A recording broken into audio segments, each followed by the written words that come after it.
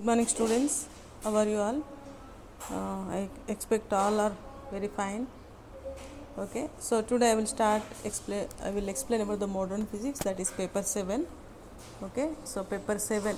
So paper 7 modern physics. So this is the paper 7. Okay. So in sixth semester we have two papers, paper 7 and paper 8. So paper 8 basic electronics and paper 7 modern physics. Okay. So actually in before holidays only I explain about this modern physics, some topics in modern physics. So okay. So once again I revise all these topics. In modern physics paper 7 we have 4 units. Unit 1. So this is unit 1, unit 2, unit 3 and unit 4. Okay, in this way we have 4 units. So unit 1, in unit 1 we have some information about the black body radiation, photoelectric effect, Compton effect, dual nature of radiation. Okay, some models, atomic models, Bohr's model and Rutherford nuclear model. Okay, Bohr's model of hydrogen atom. So we studied some atomic spectra and the nucleus, mass of the nucleus, and the Sommerfeld model.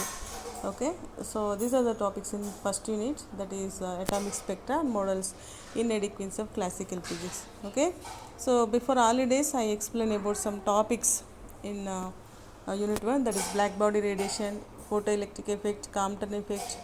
Okay, and Bohr's model, Rutherford model, all these topics are completed.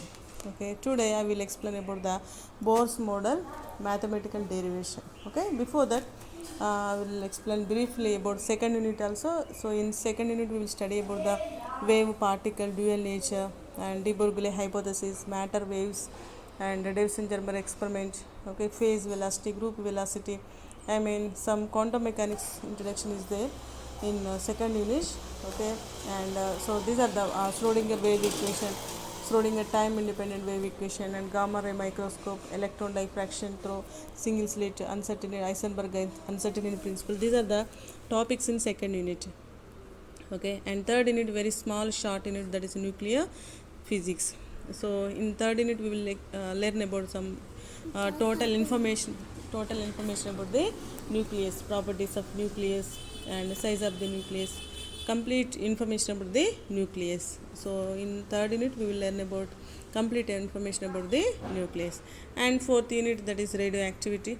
Okay, so already we know that radioactive nature, natural radioactivity and artificial radioactivity. Okay, in unit 4 we will learn about complete information about the radiations. Okay, and we will learn about some classification of elementary particles also.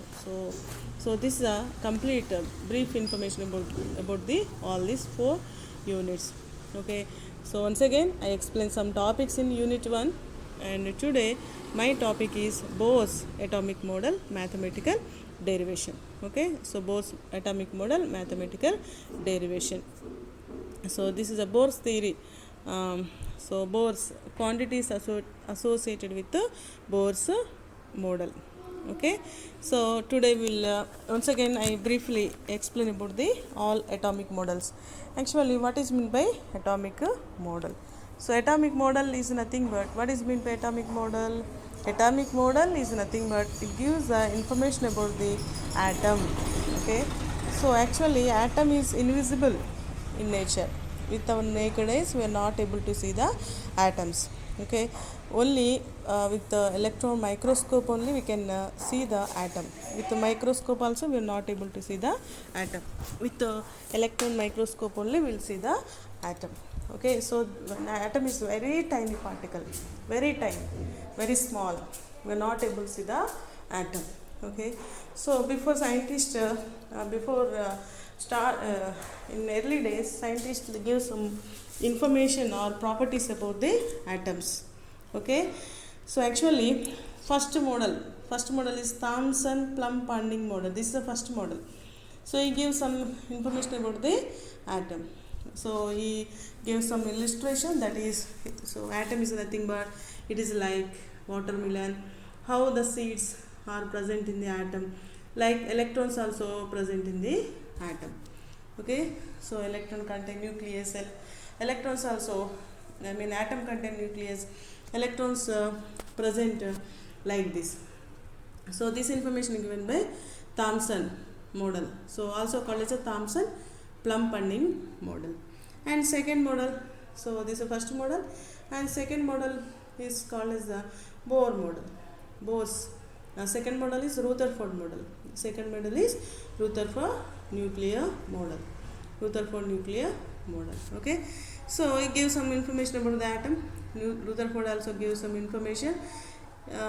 He explained about the atom, like so atom contain nucleus, how the stars are moving around the sun, like electrons also move around the nucleus. So this type of information already I explained about this Rutherford atomic model. Okay, you can learn from previous videos, previous classes. Okay, this is the Rutherford model. And third one is called the Bohr's model. Third one is called Bohr's model. Okay, so Rutherford gives some information. The failures are overcome by, the failures are explained by the Bohr's. So Bohr's, this is called the Bohr's model. It gives some information. After that Bohr's model, after that vector model, after the Sommerfeld relativistic model, and the last one is the wave mechanical model. Okay, in this way we have different types of atomic models. First of all, we should know the what is meant by atomic model. Atomic model is nothing but the model which explains the information about the atom. It gives the information about the atom is called as the atomic model. Okay, so atomic model also I explained before, always only you can learn from that videos. Okay, today I will give some mathematical derivation to Bohr's model. Okay, first one is the radius of the atom. So first one.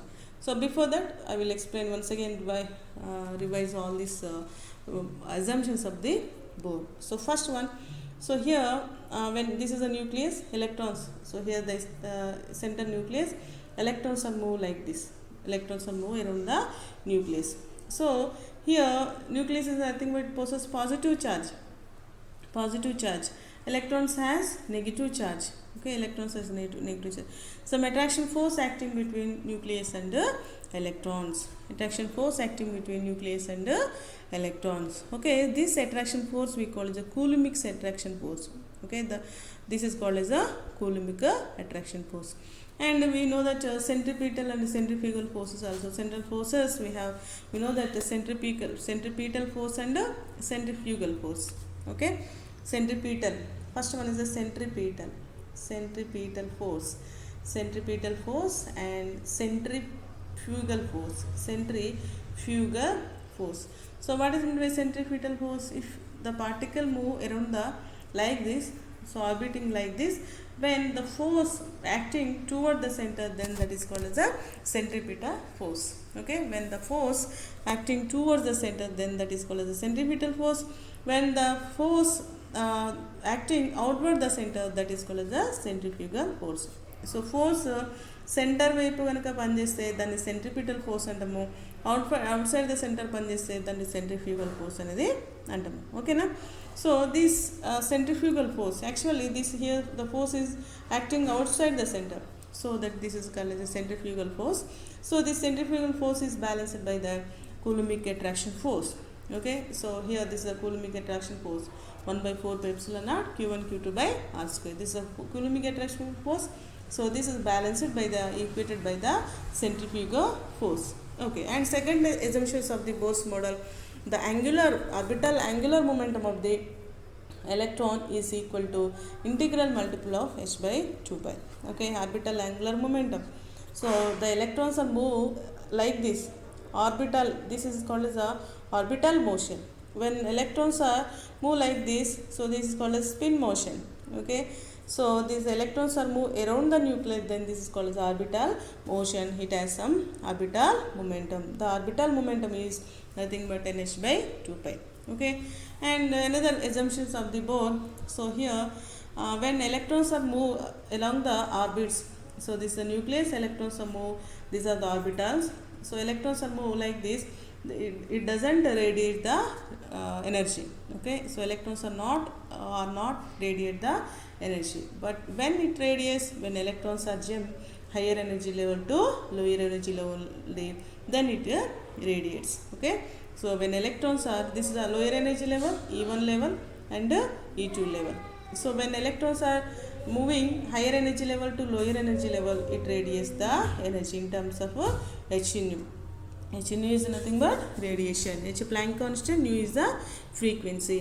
So when electrons are jumping higher energy level to lower energy level only, it gives the energy. But so when these electrons are move around this orbital, these electrons are not radiate the energy. So we should remember this point. Okay. So these are the concepts of the board. First we should calculate the radius of the orbit. So this is the first orbit. So here we will calculate the what is the radius of the orbit. Okay, so from second assumption we can conclude that from this v is equal to nh by 2 pi r. Okay, so here v is equal to nh by 2 pi mr. So 2 pi mr. So just we substitute this v value in equation 1.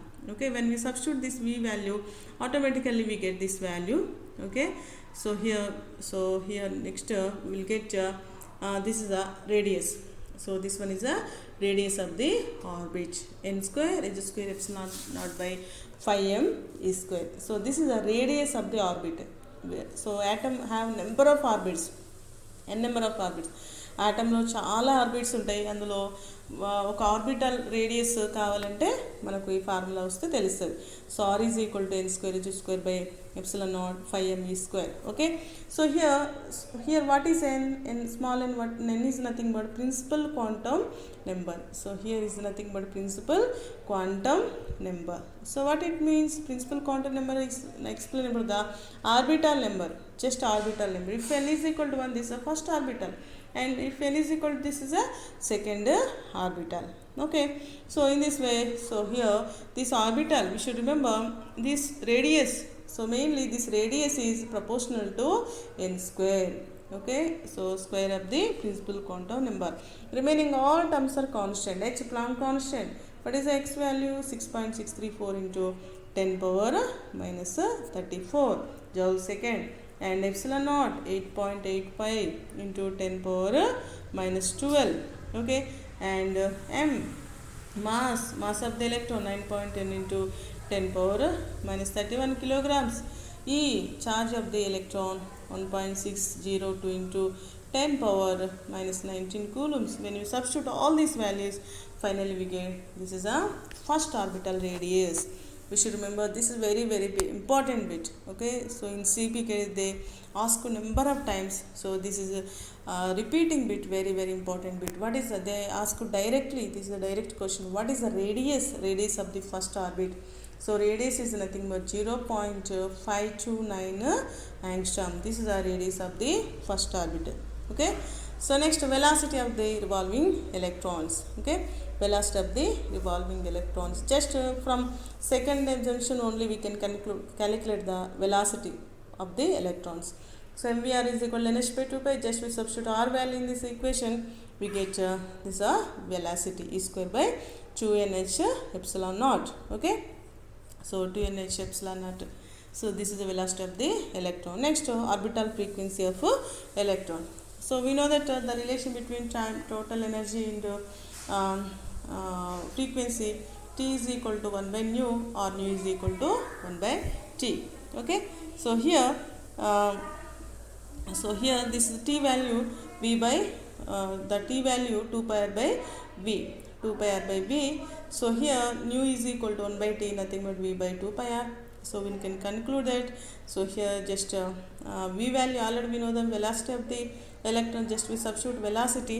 So and the radius, velocity and the radius, finally we get frequency of the electron. Okay, so this is the frequency of the electron. Next class I will explain about electron energy and the remaining mathematical derivations. Thank you.